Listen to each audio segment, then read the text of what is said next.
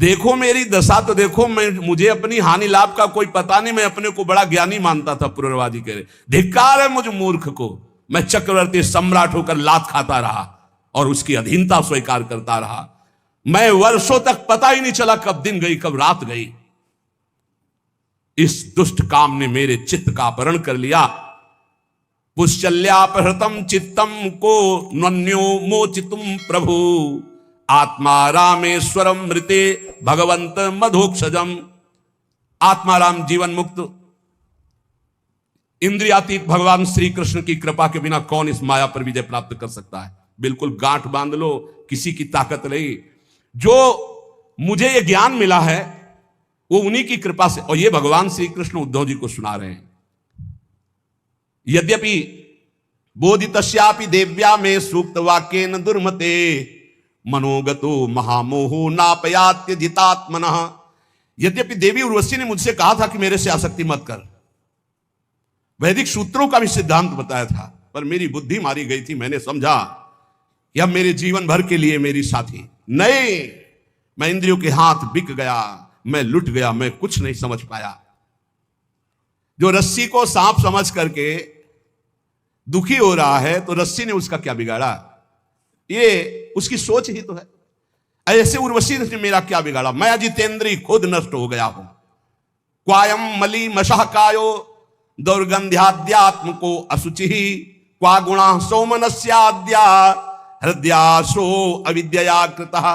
कहा ये मैला कुचैला मलमूत्र से भरा शरीर अपवित्र, और कहा मैं आरोप कर रहा था कितनी सुकुमारी, कितनी सुंदर, कितनी पवित्र, कितना सुगंध, ये सब मेरे अज्ञान की हद हो गई। पुत्रो किम स्वम्नु भार्याया स्वामिनोग्ने स्वगृद्धयो, किम आत्मनः किम सुहृदामिति यो नावसीयते।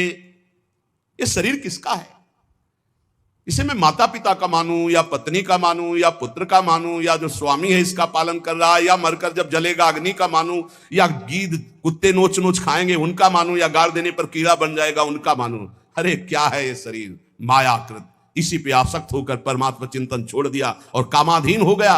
मलमूत्र से भरे हुए उस भांड को मैंने सुख माना। प्रभु आपने जो ज्ञान दिया इसी से बच गया। शरीर में क्या है? त्वचा मांस रुधिर स्नायु मेदा मज्जा हड्डियां ढेर मल मूत्र पीप, और क्या है? प्रवचन करना सरल है, और क्या है? पर आसक्ति हटाना केवल नाम जप से होगा। मेरी प्रार्थना मान लेना, केवल नाम जप से। भगवान की शरण में होकर जो नाम जप कर रहा है, हर कदम वो करो सदा तिनके रखवारी, जिम बालक राखे महतारी। अपनी भलाई समझने वाले साधक को चाहिए अथापि नोपसज्जेत स्त्री स्त्रैणे सुचार्थविद विषेन्द्रीय संयोगान मन क्षुभ्यति नान्यथा। अपनी भलाई समझने वाले पुरुष को स्त्री लंपट पुरुषों का और कामिनी कामी का संग त्याग देना चाहिए। यदि अपनी इंद्रियों को नहीं रोक पाया तो निश्चित नष्ट हो जाएगा, और अपनी इंद्रियों को रोक ले तो निर्विकार अवस्था सहजानंद स्वरूप की प्राप्ति हो जाएगी। देखो, इंद्रियों का संयोग करने के लिए मन लालायित है कि एक बार हो जाए तो मन को समझा दूंगा, लेकिन एक बार संयोग हो गया तो तृष्णा जीने नहीं देगी। पक्की बात समझ। ये ऐसा दलदल है, एक बार जो उतरा तो गुरु हरि चाहे निकाल ले, बकाया दूसरा स्वयं निकल पावे ऐसा किसी की सामर्थ्य नहीं। शब्द याद कर लो, गुरु और हरि के सिवा कोई ऐसा नहीं कि इस दलदल में जो उतरा उसको निकाल ले, अंतिम समय तक नहीं निकल पाएगा। केवल गुरु और हरि निकाल सकते हैं, वो एक ही, हरि गुरु एक ही है। तस्मात् संगो न कर्तव्य स्त्री स्त्रैणेषु चेन्द्रियै विदुषाम चप्य विश्रब्धा षड्वर्गा किमु मादृशाम। इसलिए वाणी कान मन और इंद्रियां, इनसे गंदी बातें सुनना और देखना बंद करो। पहले तो कभी कोई दृश्य जंगल आदि में एकांतिक दिखाई दे जाए तो साधक को सावधान होने की बात कही गई थी। पशु पक्षियों के सहवास देखने से मना किया गया था। अब तो मोबाइल है, इसमें तो बहुत से बच्चे आकर बताते हैं कि हमने ऐसे दृश्य देखे जिनके कारण हमारी कुमार्गगामी बुद्धि हो गई और मैं भ्रष्ट होते होते ऐसी दुर्दशा को प्राप्त हो गया। बचो भाई, दृश्य से बचो, श्रवण से बचो, संग से बचो, मनन से बचो। अगर गलत दृश्य देखोगे, गलत श्रवण करोगे, गलत संग करोगे, गलत मनन होगा तो गलत क्रियाएं होंगी तो नष्ट हो जाओगे। ध्यायतो विषयान पुंसान संगास्तेषु उपजायते। जब विषय चिंतन होता तो उसके भोग की आकांक्षा होती, संगात संजायते कामः कामात क्रोधो भी जायते क्रोधात भवति सम्मोहा सम्मोहात स्मृति विभ्रमा स्मृति भ्रंशात बुद्धिनाशो बुद्धिनाशात प्रणश्यति। सर्वनाश का जड़ है भोग चिंतन, भोग श्रवण, भोग दर्शन, भोग क्रिया। इसलिए उपासक सावधान। भगवान कह रहे हैं मेरे लोगों की, ये पुनर्वाक्य, मेरे लोगों की बात ही क्या, बड़े बड़े विद्वानों के लिए भी अपनी इंद्रिय और मन को कभी विश्वास नहीं मानना चाहिए, कभी धोखा दे सकते हैं। भगवान श्री कृष्ण कहते उद्धव, ये उद्गार महाराज पुनर्वाक्य थे, उनका हृदय जब ज्ञान से प्रकाशित हो गया तो उन्होंने मेरा साक्षात्कार अपने हृदय में करके शांत भाव को प्राप्त हो गए। ततो दुस्संग मुत्सृज्य सत्सु सज्जेत बुद्धिमान संते तस्य छिंदंती मनोव्यासंग मुक्ति भी। इसलिए बुद्धिमान साधक को चाहिए कि कभी कुसंग ना होने पावे, न मोबाइल से, न किसी व्यक्ति से, न, बहुत बच के रहना है, बहुत बच के रहना है। संत पुरुषों का सदुपदेश और उस उपदेश का चिंतन, वैसे आचरण तो कोई भी तुम्हें पकड़ नहीं सकता। और नहीं, कहीं भी किसी भी भोग में कभी शांति मिलने वाली नहीं, ये बात पक्की समझ लो। जहां उर्वशी जी हैं, मेनका जी हैं, रंभा जी हैं, बड़ी बड़ी अप्सराएं, वहां देवराजेंद्र उनका स्वामी है, इसके बाद भी उसको शांति नहीं है, वो भी विषयी है। देवताओं का स्वामी भगवत स्वरूप होते हुए भी विषयी है। इसका मतलब है बिना भगवान का नाम जप के, भजन के, इन विषयों पर विजय प्राप्त नहीं की जा सकती, चाहे जितने भोग हो। तेषु नित्यम महाभाग महाभागेषु मत कथा संभवंति हिता नृणाम जुषताम प्रपूर्णंत्यघम। हम उनके भाग्य की क्या सराहना करें जो संतों के संग में मेरी लीला कथा सुनते रहते। भगवान कह रहे हैं क्योंकि संत समागम में ऐसे सिद्धांत, ऐसी बातें, ऐसी चर्चा होती है, मेरी कथाएं होती जो हृदय को पवित्र करके दृढ़ बनाती है। जो मेरी कथाओं का श्रवण करता है, मेरे नाम का जप करता है, नाम कीर्तन करता है, मैं स्वयं उसके समस्त पापों तापों का नाश करके भगवत प्राप्ति मैं कराता हूं। देखो पुनर्वाक हो गई, कौन सा साधन किया, भगवान ने ज्ञान प्रकाशित किया और हृदय में प्रकाशित हो गए। इसलिए श्रीपाद प्रबोधानंद जी महाराज कह रहे हैं कि गले तक अमृत पी लिया हो, ततो यदुर्वश्याः स्तन युगल माश्लेषि किमतः। उर्वशी जैसी अप्सरा का संग मिला हो तो भी क्या, यदि ब्रह्मानंदामृतमपि समास्वाद किमतो यतस्तुत्कृत्येदम विसजदपि वृंदावन तृणम। आहा, और माना आप सब कुछ त्याग करके ब्रह्मानंद का भी आनंद ले लिए हैं तो भी क्या, क्योंकि मैं भी तो ब्रह्मानंद का आनंद लिए हूं। श्रीपाद प्रबोधानंद जी, जो मुझे वृंदावन में प्रेम मिला उसके आगे ब्रह्मानंद भी कुछ नहीं है। ये भोग वासनाएं, पद प्रतिष्ठा, लोक लोकांतर की पदवियों की तो बात जाने दो। वृंदावन के एक तिनके को जो सौभाग्य प्राप्त हो, ब्रह्मा जी को भी नहीं प्राप्त है। ये अपने तो मनुष्य शरीर में रह रहे, कितनी कृपा लाडली जू की। इसलिए न तापा साधु ना मृकृतिषु तथा साधु कृतिषु प्रकंपा काला हे रपि नहीं नवा देह दलने प्रहर्षो ना ब्रह्मा यदि कभी भवे नापि परमामृत ब्रह्मानंदे समधिगत वृंदावन भुआ। जिन्होंने वृंदावन भूमि का अखंड वास स्वीकार कर लिया, सब कुछ हो गया। ध्यान से सुन लियो, अरे हमसे ये नहीं बनता, हमसे वो नहीं बनता, पता नहीं हम चल पाएंगे कि नहीं चल। जिनको वृंदावन का अखंड वास मिल गया, मेरी लाडली जू की चरण शरण में रह रहे हैं, बेपरवाह हो जाओ। बेपरवाह का मतलब ये नहीं कि तुम पापाचरण करो, तुम अब अपने कल्याण की चिंता मत करो, अब चिंतन करो, जितना बने नाम जप करो। जब जागे तब प्रिया भजे नहीं सोवे पांव पसार। अपनी कुछ दिनचर्या ऐसी रखो, भरोसे में आनंद पूर्वक रहो। हमारी प्रिया जो बहुत कृपालु है, बहुत करुणामयी है। जिसको सत्पुरुषों का संग मिल गया, उससे काल रूपी सर्प का भी भय नहीं रहता। कहीं ना कहीं आपको सत्संग प्राप्त हो रहा है, ये बहुत बड़ी बात है। रोज ब्रह्म मुहूर्त वेला में भागवतिक शब्द, भागवतिक सिद्धांत पढ़ रहे हैं। अगर हमें सत्संग मिल रहा है और हमारी सद्भावना बन रही, तो हमें प्रभु का प्यार निश्चित मिलेगा। प्रभु हमें प्यार कर रहे हैं, तुम्हें दिखाई नहीं दे रहा, लेकिन प्रभु तुम्हें बहुत प्यार कर रहे हैं। मनुष्य शरीर दे के ये सौभाग्य जो ना, ये केवल भगवत कृपा। जब द्रवहि दीन दयालु राघव साधु संगति पाई। हरि किसको प्यार करते हैं?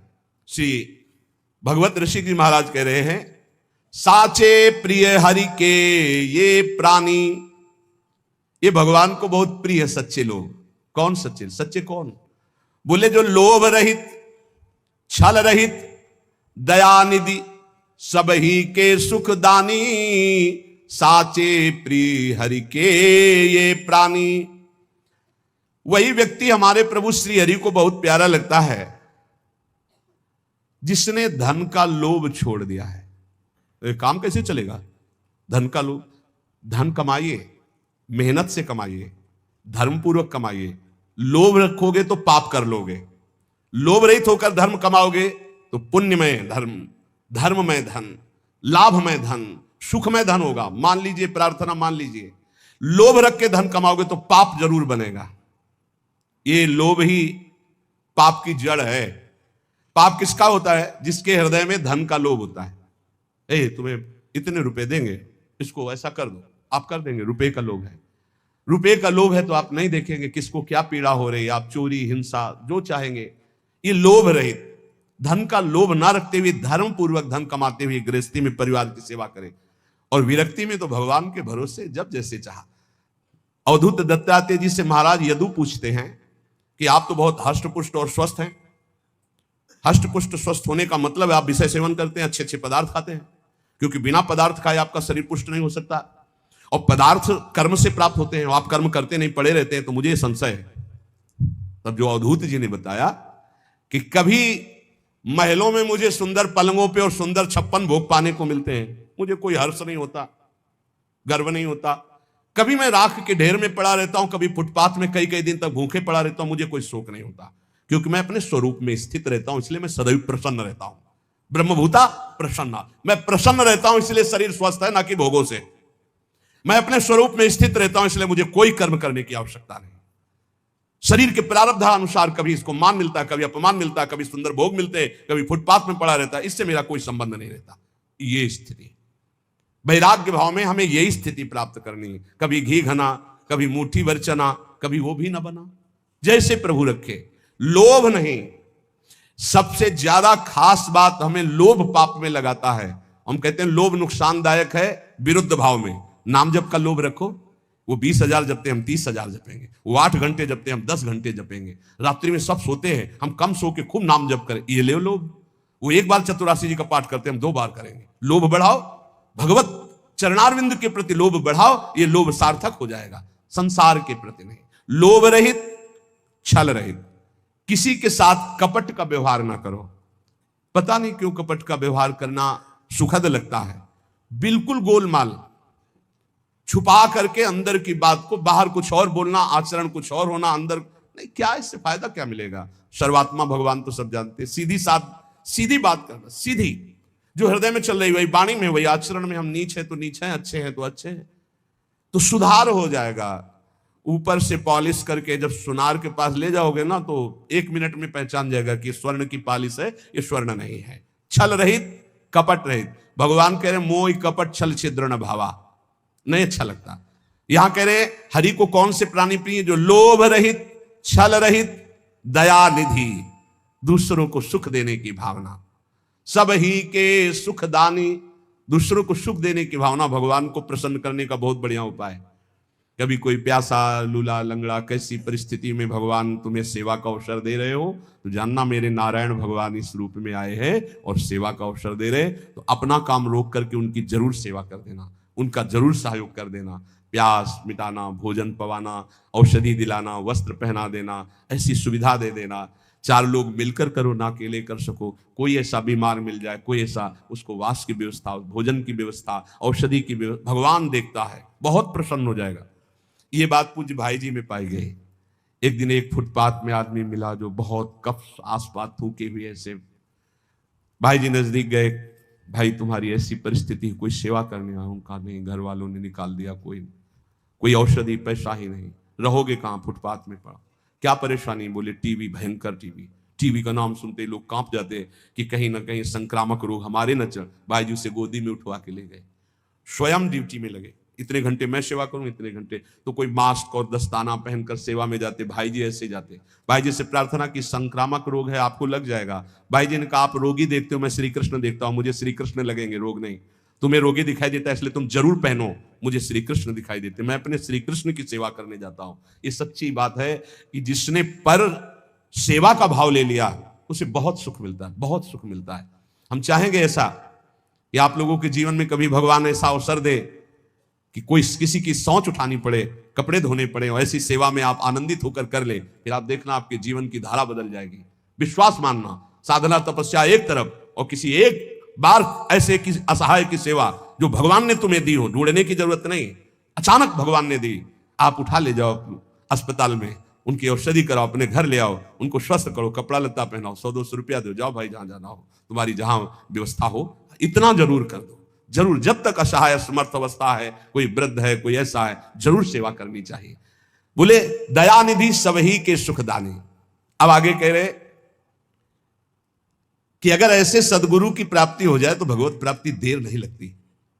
निष्प्रेही गुरु भजन परायण, सो शिष्य पार उतारे, ज्यो नारद ऋषि व्यास उबारे, बूढ़त बहु जलदारे।